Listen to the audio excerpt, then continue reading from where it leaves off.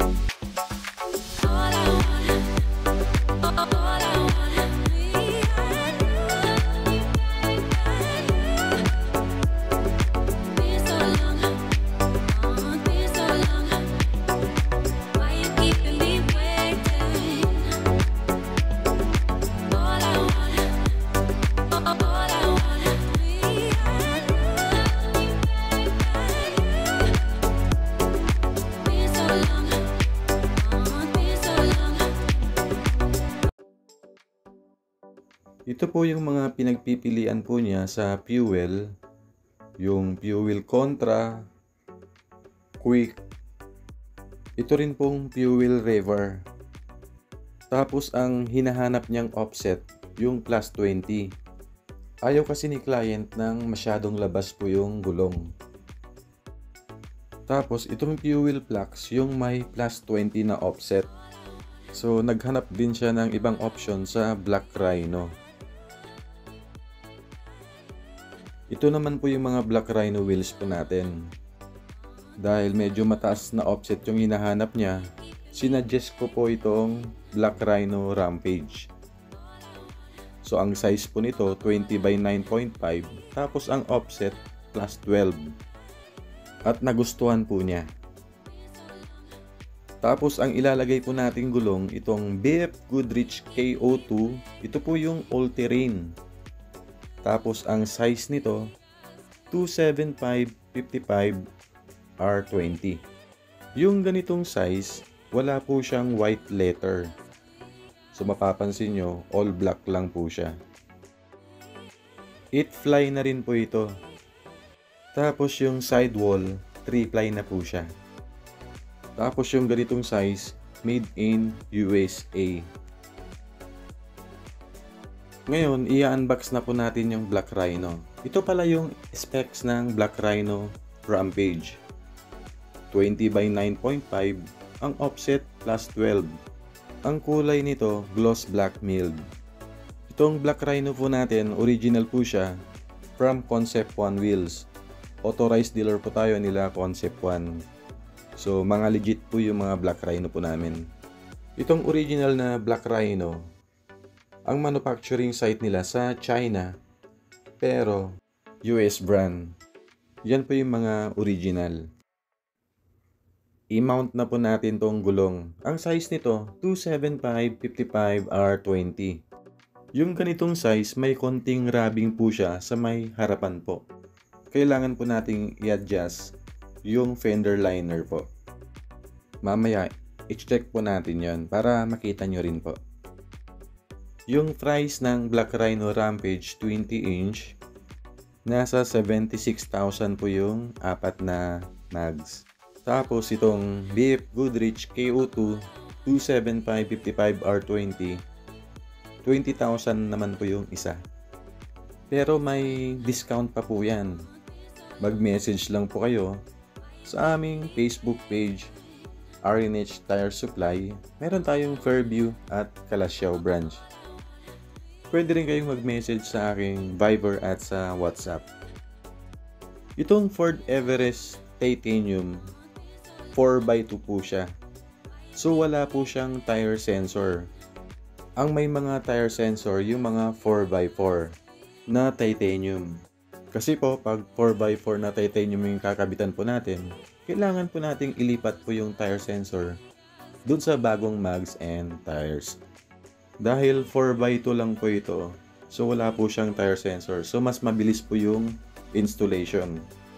Ito po, na-install na po natin yung dalawang gulong dito sa likod. Bago po natin ikabit yung mga gulong dun sa harapan, papakita na natin yung aayusin mamaya.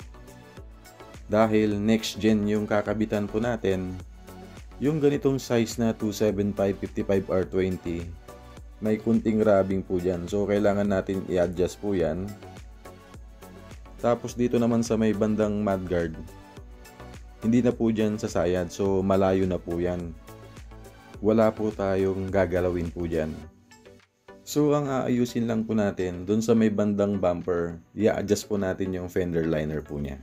Ito, install na rin po natin yung dalawang gulong dito sa harapan. Tapos mamaya, i-adjust po natin yung fender liner para hindi po sumayad yung gulong. Yung stock mags and tires po niya, trinade in na rin po niya para makabawas dun sa package na inabil po ni client. Kung balak nyong i-trade in po yung stock mags and tires po nyo or yung mga aftermarket na mags and tires, pwede nyong isend yung picture sa aming Facebook page para ma-presyon po agad. Check natin kung sumasayad po yung gulong. Pag pihit po ng gulong, tumama agad siya dun sa mudguard sa baba. Tapos medyo nakadikit po siya sa fender liner. So kailangan po natin i-adjust po yan. Syempre dito sa may bandang mudguard, hindi po siya sasayad. So ayan, makikita nyo, napakalayo niya. So ito po yung i-adjust po natin itong fender liner para mayroon siyang malaking clearance. Tapos babawasan lang natin to konti. Yan. Diyan po kasi agad tumama kanina. So mabilis lang naman to gawin. So saglit lang po yan.